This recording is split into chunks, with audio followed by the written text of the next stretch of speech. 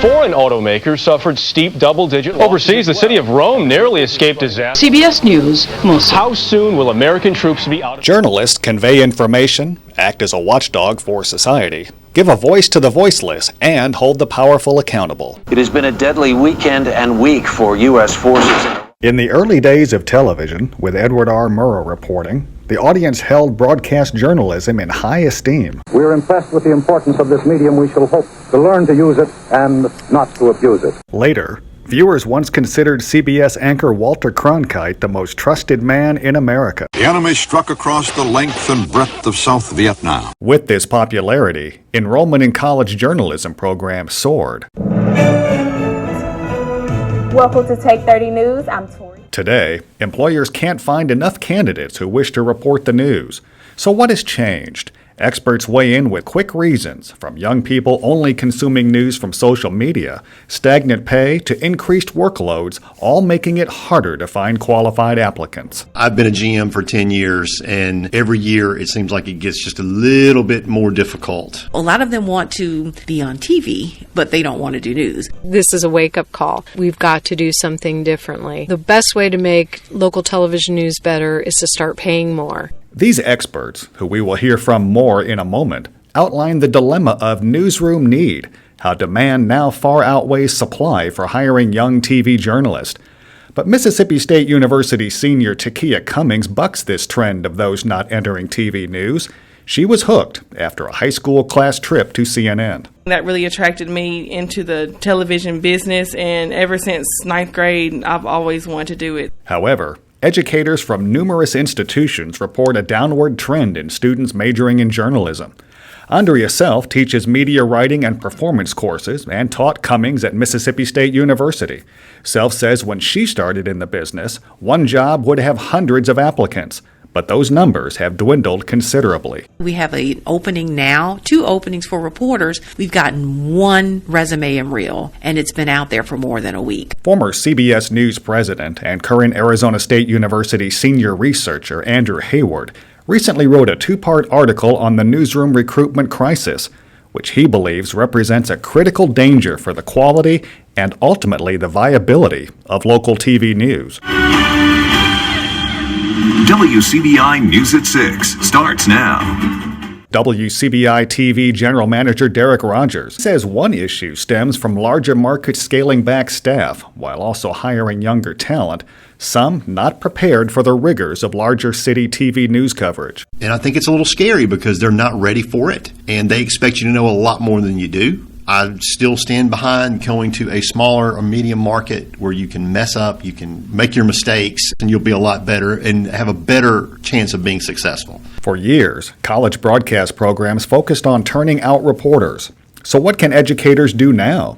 Deb Wenger, the interim dean of the School of Journalism and New Media at the University of Mississippi, says many schools are devising unique ways to reach new media practitioners serving the industry as producers of both broadcast and digital content. So we're trying to sort of address where the most critical need appears to be for the industry. And we continue to beat the drum anytime we're in contact with hiring managers to say, listen, it's going to get harder and harder unless you start making it more attractive to work in your newsrooms. Wenger says solving this hiring matter involves more than merely increasing salaries. She shares the story of one former student with the need for mental health support when covering the Black Lives Matter movement. In the social justice trauma, there's no relief.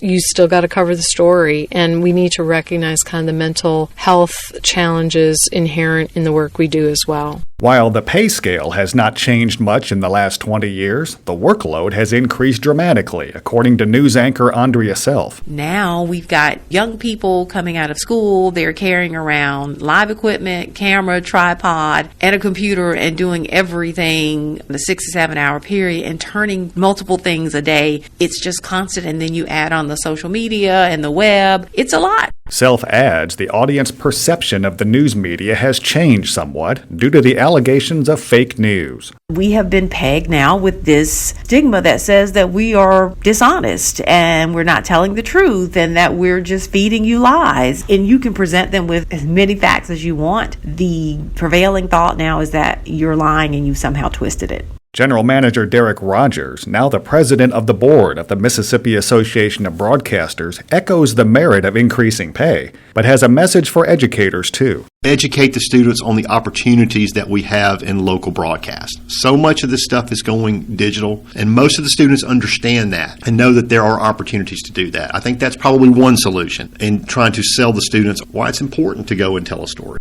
In addition to addressing pay, news anchor Andrea Self says media companies can help with student loans and develop other methods to offer employees ways to feel valued. We've got to find a way to make it more of an atmosphere that fosters family and friendships and a network. Because really, when you work in a newsroom, we are with each other during the worst of times and during the best of times. And there are inevitable bonds that form there. So we have to make sure that those kind of relationships are fostered even when we're not in those tense times. Veteran journalists used to say the media business is a calling. While employers rarely hear that anymore, Derek Rogers still has hope. It's such a wonderful, rewarding business. I would like to see more people get into it. For student Takia Cummings, she recognizes the shortage of applicants stems from young people not watching the news, but has found her own way to make this career path worthwhile. There's a shortage of hiring people because we're so into our phones now. You can't just stick to your phone all day, and I feel like you are getting closer to the community when you do a job like this, and it makes you feel closer to home. The hope is better pay, a revitalized media work culture, and new education initiatives will attract employees to the new broadcast and digital world. Meeting that goal may lead to a return to journalists having a high degree of credibility, those proud to uphold the First Amendment, with a renewed emphasis on the importance of journalism in a free democracy. I'm Terry Likes.